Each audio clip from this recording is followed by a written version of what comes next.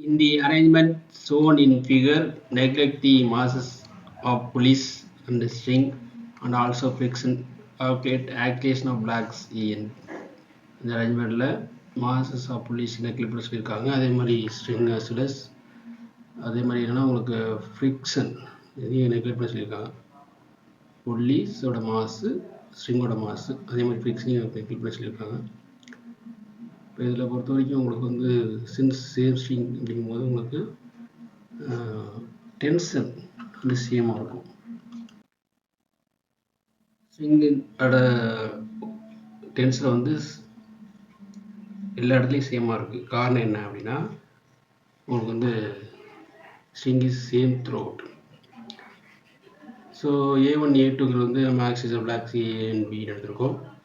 From B free body diagram பொறுத்த வரைக்கும் உங்களுக்கு ஃபார் ஏ இருக்குது.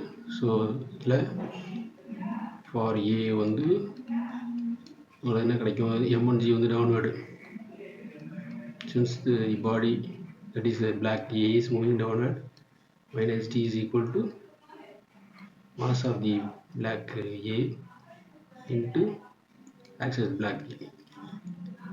அதே மாதிரி ஃபார் பி பார்த்தோம்னா உங்களுக்கு வந்து இந்த ப்ரீவர்ட் டயக்ராம் இங்கே இருக்குது. Tension both tension upward 2T minus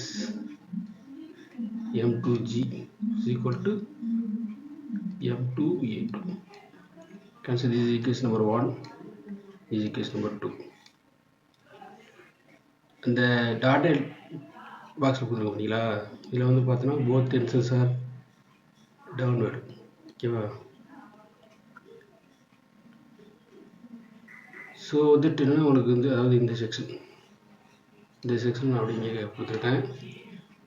இதை பொறுத்த வரைக்கும் 2T downward both tensions are downward. அந்த அப்வர்ட் டென்ஷன் வந்து என்னது T.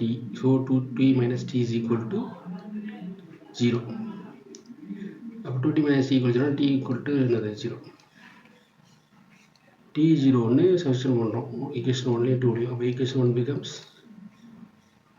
M1G மைனஸ் Tங்களால் இந்த 0 T 0னால M1G equal to M1 A1 வந்துடும். அப்போ M1 அடிபட்டு போயிடும். அப்போ A1 equal to என்னது G வந்துடும். ஓகேவா? நெக்ஸ்ட் பார்த்தோம் செகண்ட் ஈக்குவேஷன் பார்த்தோம் அப்படின்னா உங்களுக்கு வந்து 2T minus M2G equals 2T 0 வேணும்னா T 0 அப்போது வந்து என்னது உங்களுக்கு M2G